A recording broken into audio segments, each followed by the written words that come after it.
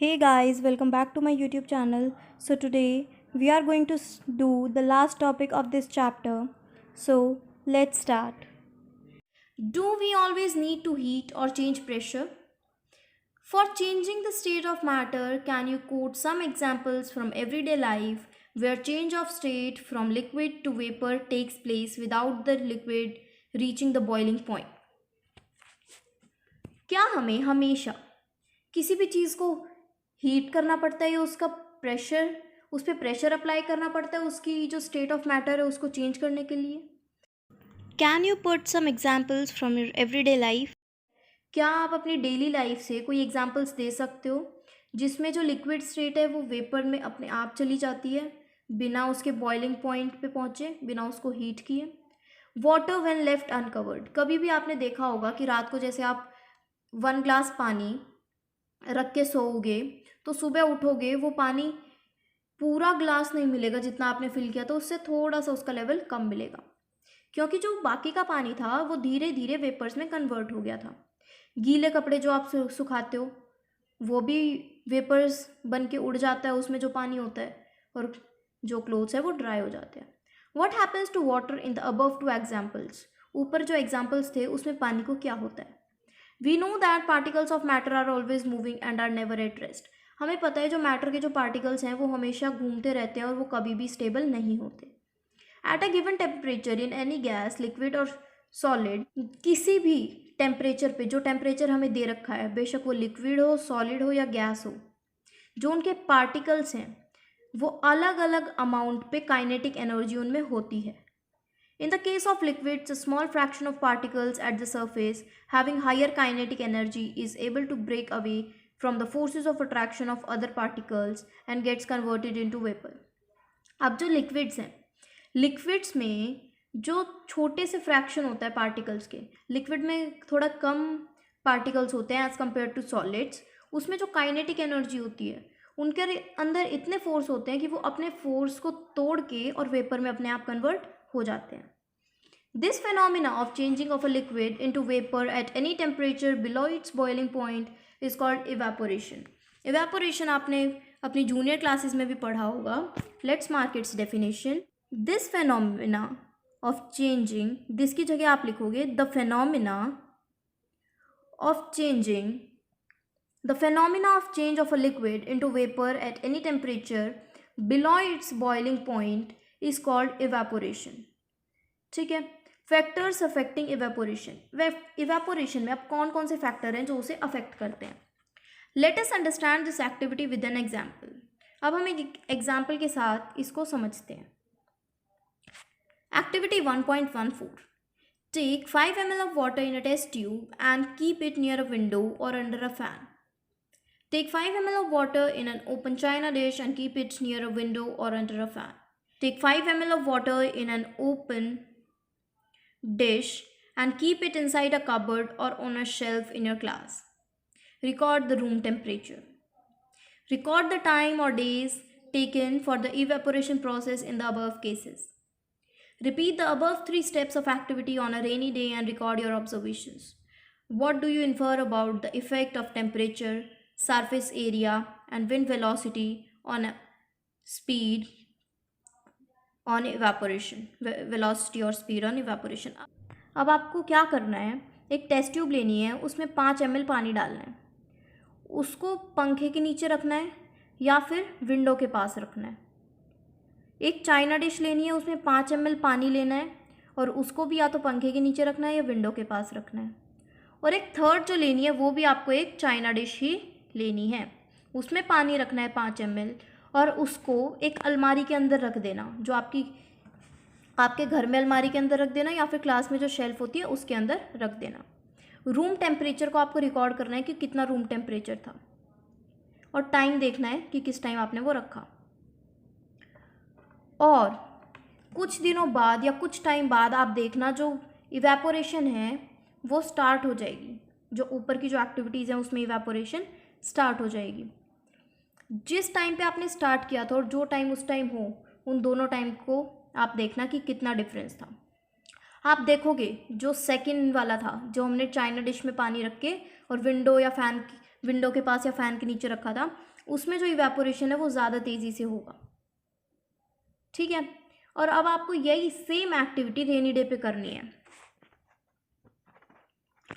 तो इससे आपको ऑब्जर्व करना है कि जो टाइम है रेनी डे वाले दिन और नॉर्मल डे वाले दिन, इवेपोरेशन में कैसे फ़र्क आया। You must have observe that the rate of evaporation increases with, ऊपर देखा होगा जब चाइना डिश में हमने पानी डाल के रखा था उसमें इवेपोरेशन ज़्यादा तेज़ी से हुई थी, और वो विंडो के पास भी थी या फ़ैन के नीचे थी, जहाँ भी आपने रखा होगा उसे। ओके, तो हमने क्या ऑब्जर्व किया, जैसे ही सरफेस एरिया इंक्रीज होता है क्या होता है, इवेपोरेशन फास्टर होनी स्टार्ट हो जाती है।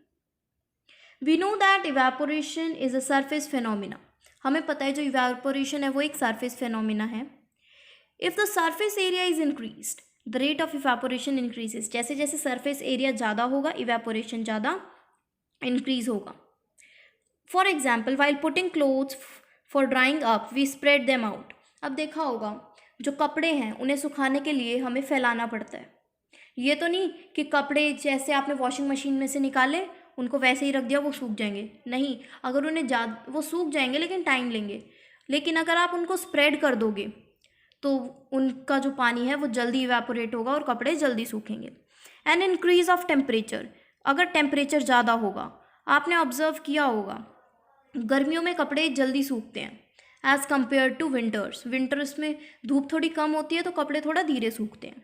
With increase of temperature more number of particles get enough kinetic energy to go into the vapour state, जैसे ही टेम्परेचर बढ़ता है ज़्यादा पार्टिकल्स, उन्हें काइनेटिक एनर्जी ज़्यादा मिल जाती है पार्टिकल्स को वेपर स्टेट में जाने के लिए।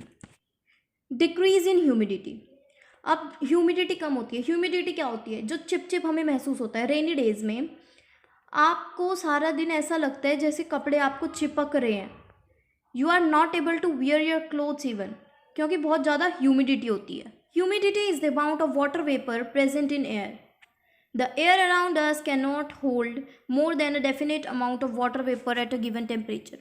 ह्यूमिडिटी क्या होती है कि हमारे आसपास जो एयर है उसमें कितना मॉइस्चर है, ठीक है, कितने वाटर वेपर्स हैं हमारे आसपास एयर में।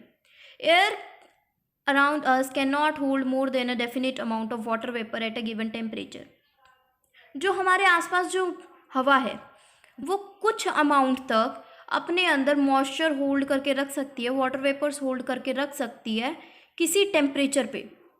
If amount of water in air is already high rate of evaporation decreases, अगर हवा में ऑलरेडी ज़्यादा मॉइस्चर होगा जैसे कि रेनी डेज़ में होता है, तो जो इवेपोरेशन होगा उसका इवेपोरेशन कम हो जाएगी। And increase in wind speed, अगर हवा ज़्यादा होगी तो इवेपोरेशन भी ज़्यादा होगी। It is a common observation that clothes dry faster on a windy day, आपने देखा होगा कि जिस दिन तेज़ हवा होती है उस दिन जो कपड़े हैं वो जल्दी सूखते हैं। With the increase in wind speed the particles of water vapour move away with the wind, अब जैसे जैसे विंड की स्पीड तेज़ होती है जो पार्टिकल्स होते हैं वाटर वेपर के वो हवा के साथ उड़ जाते हैं। Decreasing the amount of water vapour in the surrounding, उसके आसपास जो वाटर वेपर्स होते हैं उन्हें कम कर देते हैं। How does evaporation cause cooling, जो इवेपोरेशन है वो कैसे ठंडक देता है। In an open vessel the liquid keeps on evaporating, किसी खुले बर्तन में जो कोई भी लिक्विड हो, जैसे पानी ले लो फॉर एग्जाम्पल, पानी इवेपोरेट हो जाता है। Particles of liquid absorb energy from the surrounding to regain the energy loss during evaporation, जो पार्टिकल्स होते हैं लिक्विड के वो फिर से एब्जॉर्व कर लेती है एनर्जी अपने आसपास से, ताकि वो अपनी जो एनर्जी इवेपोरेशन में जो उसकी जो एनर्जी है वो लॉस्ट हुई है उसको वापस ले सके। This absorption of energy from surroundings makes the surroundings cold, ये जो एब्जॉर्प्शन होती है एनर्जी की आसपास के एरिया से ये सराउंडिंग को ठंडा बनाती है। Happens when you pour some acetone और nail paint remover on your palm, आपने कभी देखा होगा जो नेल पेंट रिमूवर होता है अगर वो आपके पाम पे आ जाए तो कुछ सेकंड में ही वो नेल पेंट रिमूवर जो है वो इवेपोरेट हो जाता है और आपके पाम पे ठंडक महसूस होती है। The particles gain energy from your palm और surroundings and evaporate causing the palm to feel cool. अब क्या होता है, जो पार्टिकल्स होते हैं वो एनर्जी ले लेते हैं या तो आपके पाम से या फिर आसपास के एरिया से, इवेपोरेट हो जाते हैं और आपकी जो पाम है उसको ठंडा फील कराते हैं। After a hot sunny day, people sprinkle water on the roof or open ground because the large latent heat of vaporization of water helps to cool the hot surface. जो hot sunny day होते हैं, जैसे अभी चल रही हैं summers, बहुत ज़्यादा गर्मी हो रही है, ठीक है, जो लोग हैं वो अपनी छतों पे या फिर अपने घर के बाहर पानी डाल देते हैं। क्यों डालते हैं? क्योंकि जो लेटेंट हीट ऑफ वेपराइजेशन होती है, ऊपर हमने पढ़ा था लेटेंट हीट ऑफ वेपराइजेशन क्या होती है। वो जो लेटेंट हीट ऑफ वेपराइजेशन होती है वो पानी को इवेपोरेट कर देती है और जो हॉट सरफेस होता है वो ठंडा हो जाता है और लोगों को ठंडक महसूस होती है। Can you cite some more examples from daily life where we can feel the effect of cooling due to evaporation? Yes, we can do. Like earthen pots, matkas. गर्मियों में काफ़ी लोग मटके रखते हैं अपने घर पे। मटके में भी क्या होता है, पानी डालते हैं, लेटेंट हीट ऑफ वेपराइजेशन की वजह से पानी जो है वो ठंडा हो जाता है और हमें पीने में बड़ा मज़ा आता है। Why should we wear cotton clothes in summers? हमें गर्मियों में कॉटन क्लोथ्स क्यों पहनने चाहिए? During summer we perspire more because of the mechanism of our body which keeps us cool. गर्मियों के मौसम में हमारी जो बॉडी का जो मैकेनिज्म है वो ठंडा रखता है हमें। Know that during evaporation the particles at the surface of the liquid gain energy from the surroundings or body surface and change into vapor. हमें पता है इवेपोरेशन के टाइम पे जो पार्टिकल्स होते हैं सरफेस पे, लिक्विड के सरफेस पे, उन्हें दोबारा से एनर्जी मिल जाती है आसपास के उसके सराउंडिंग से और जो या फिर बॉडी सरफेस से, और वो वेपर्स में चेंज हो जाते हैं। एक कूलिंग इफेक्ट फिर हमें फील होता है।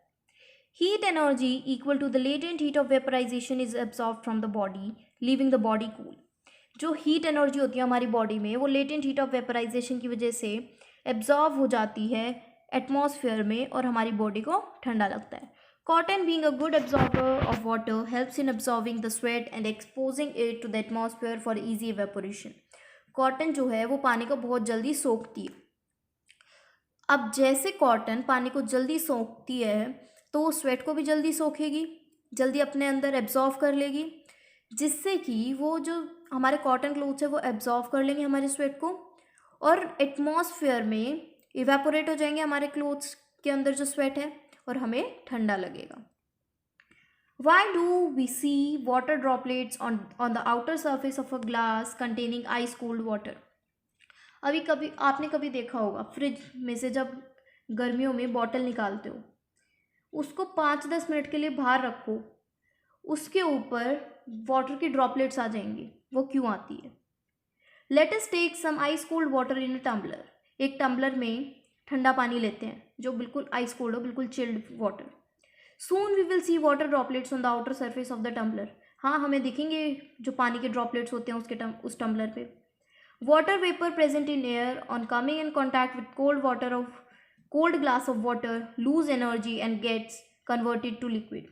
अब जो वाटर वेपर होते हैं, ऐसा क्यों होता है? जो वाटर वेपर होते हैं हमारे सराउंडिंग में, वो जैसे ही बॉटल के कांटेक्ट में आते हैं, टम्बलर के कांटेक्ट में आते हैं, वो जो अपनी एनर्जी है वो लूज़ कर देते हैं और वो लिक्विड स्टेट में कन्वर्ट हो जाते हैं और वो हमें वाटर ड्रॉपलेट्स की तरह दिखते हैं।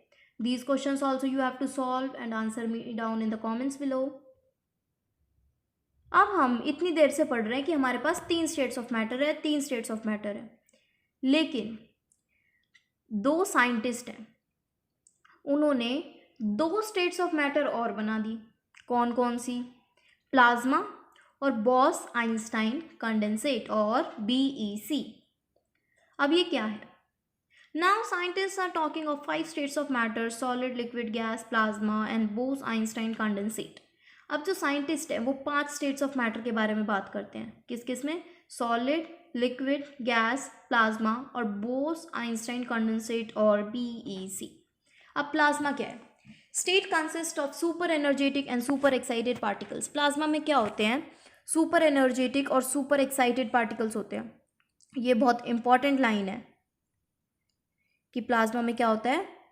बहुत ज़्यादा सुपर एक्साइटेड पार्टिकल्स और सुपर एनर्जेटिक पार्टिकल्स होते हैं प्लाज्मा के।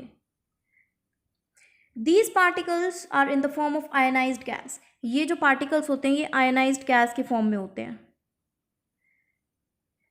The fluorescent tube and neon sign bulbs consist of plasma. अब कोई आपसे इसके एग्जाम्पल पूछे तो इसके एग्जाम्पल्स क्या क्या हैं? फ्लोरोसेंट ट्यूब और नियॉन बल्ब्स, ये इसके एग्जाम्पल्स हैं। Inside a neon sign bulb there is neon gas. Neon sign bulb में नियॉन गैस होती है। And inside a fluorescent tube there is helium gas और सम अदर गैस। और जो फ्लोरोसेंट ट्यूब होती है उसके अंदर हीलियम गैस या फिर कोई और गैस होती है। Gas gets ionized, that is gets charged when electrical energy flows through it. जो गैस है वो आयनाइज्ड हो जाती है, उसमें आयंस आ जाते हैं, जो होता है वो चार्ज हो जाती है जब इलेक्ट्रिक एनर्जी उसके अंदर से फ्लो होती है। देखो, नियॉन साइन बल्ब्स कौन से होते हैं? आपने कभी देखा होगा जब आप रोड पे कार में जाते हो तो जो ट्रैफिक पुलिस होती है उसके हाथ में एक स्टिक होती है, उससे वो आपको रोकती है। वो कौन सी होती है? वो नियॉन साइन बल्ब्स होते हैं, उसके अंदर गैस होती है। ठीक है, नेक्स्ट है this charging up creates a plasma glowing inside the tube और बल्ब। जब उसे हिलाते हैं ना, उसके अंदर जो पार्टिकल्स हैं वो ग्लो करते हैं, इसीलिए हमें ऐसा लगता है कि वो ट्यूब जल रही है। Plasma glows with a special colour depending on the nature of gas. अब जैसी गैस है वो प्लाज्मा उसी के अकॉर्डिंग ग्लो करेगा। The sun and the stars glow because of the presence of plasma in them. और अब जो सन्स और स्टार्स हैं वो भी प्लाज्मा की प्रेजेंस की वजह से ही ग्लो करते हैं। Plasma is created in stars because of very high temperature. Stars में प्लाज्मा इसलिए होता है क्योंकि जो स्टार्स का जो टेम्परेचर है वो बहुत ज़्यादा हाई होता है। बॉस आइंस्टाइन कंडेंसेट, अब ये कौन सा स्टेट है मैटर का? जो बॉस आइंस्टाइन कंडेंसेट होता है ये 1920 में इंडियन फिजिस्ट सत्येंद्र नाथ बोस, इस गैस को सत्येंद्र नाथ बोस ने किया था 1920 में। उसने कुछ काफ़ी सारी कैलकुलेशंस करी थी और फिफ्थ स्टेट ऑफ मैटर उसने डिस्कवर कर ही दिया था। Building on his calculations Albert Einstein predicted a new state of matter.